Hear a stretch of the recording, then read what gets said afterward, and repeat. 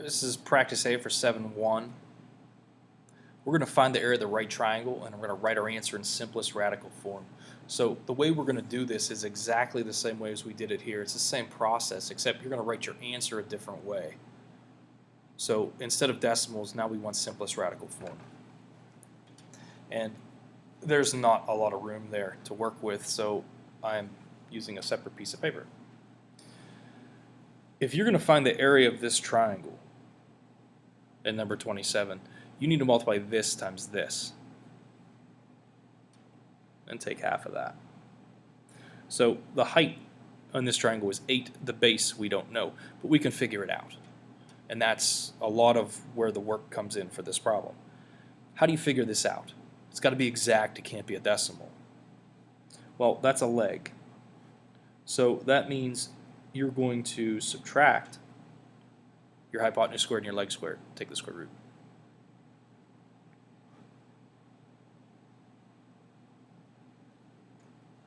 (12 squared is 144, and 8 squared is 64.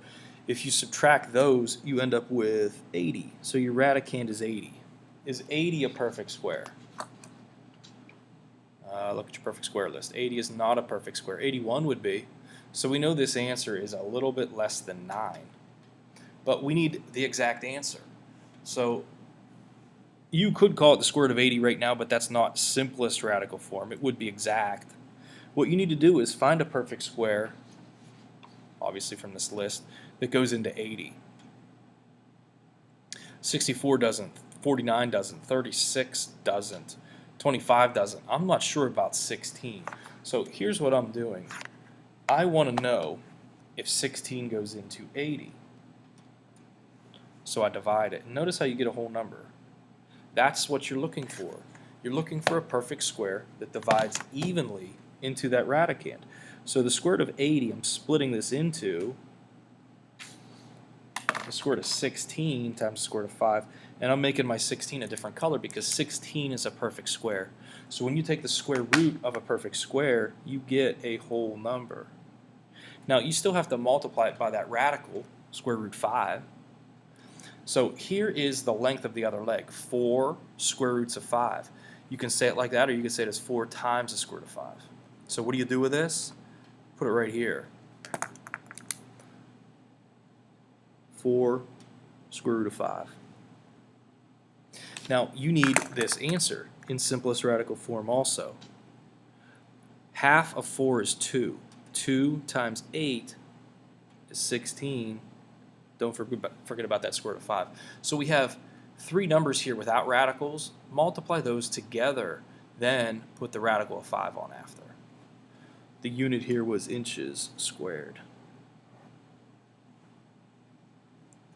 Okay, we'll do 28 together also. You're going to be on your own for 29 though. Okay, so here's number 28. Let's find the length of this other side. Well, it's a leg, and you need it because obviously you multiply the legs and divide by 2 to get the area. We're going to do 10 squared minus 5 squared under that radical. That's 100 minus 25. So your radicand is 75. Is 75 a perfect square? It's not.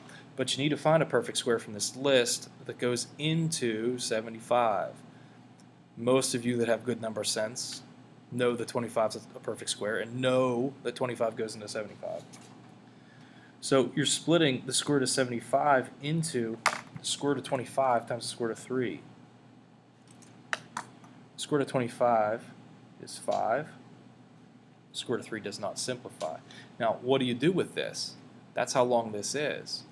You want the area of your triangle, so you're taking 1/2 of, you already know, one of the lengths is 5, the other one is 5 squared roots of 3. 1/2 leg times leg, basically. So 1/2 5 times 5 squared roots of 3. Now, there's really no good way to simplify this. You don't want to type it in the calculator. If you do that, it's going to give you a decimal. So you kind of need to know a little bit about algebra here. 5 times 5 is 25, and half of that is 12.5. So if you wanted to write 12.5 square root of 3, you could. It's not technically wrong. However, I would encourage you to realize that half of 25 is 25 halves. I know you don't want to write it as a fraction, but that's the way it's going to look. If you're doing a multiple choice test on a standardized test, that's how it's going to look. And they might even reorganize this a different way and call it 25 square root of 3 over 2 meters squared. That's probably the best way to show your answer. So 29, same kind of deal. You're definitely on your own for that one. If you need the answer, just send me a message or something to see if you're right, but you're going to do it on your own. Number 30, a 20-foot ladder is resting against the side of a house. The base of the ladder is 4 feet away from the house. Approximately how high above the ground does the ladder touch the house? Well, we've done something like this before in our lesson. So here's your building. There's your ladder. There's the ground. That's 4. You don't know that. This is 20. Obviously, the building stands at a right angle. So you are subtracting in this case because you want that other leg. So square root of 20 squared minus 4 squared. That's the exact height that the ladder touches above the ground.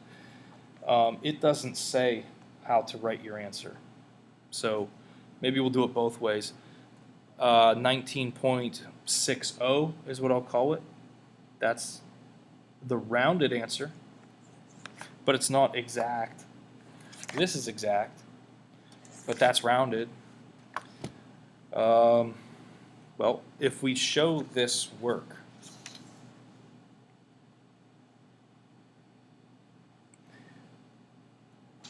we got 20 squared minus 4 squared. 20 squared is 400, and 4 squared is 16. 400 minus 16 is 384. Now, this is where this gets challenging because I'm assuming there's a perfect square that goes inside of 384. 384 is not on here, okay, but none of these numbers here are going to divide evenly into 384. I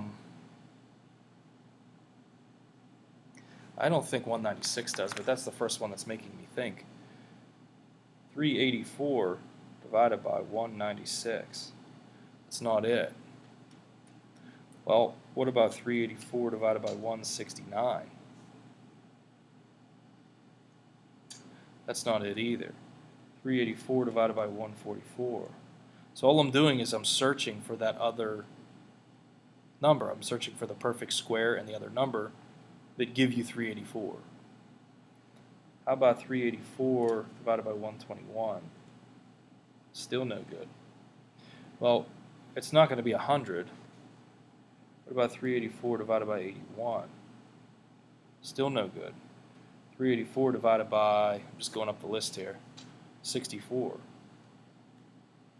That's the one. So I know that took a little bit of time, but it was a good exercise to show you sometimes when you get big radicans like that and you don't know what numbers, you're not familiar with the numbers that multiply together to give you that, sometimes it takes a little bit of work. So I need a 64 and a 6. So going back to this guy, there we are, 64 and 6. So square root of 64 is 8. No radical because that's a perfect square under there. This is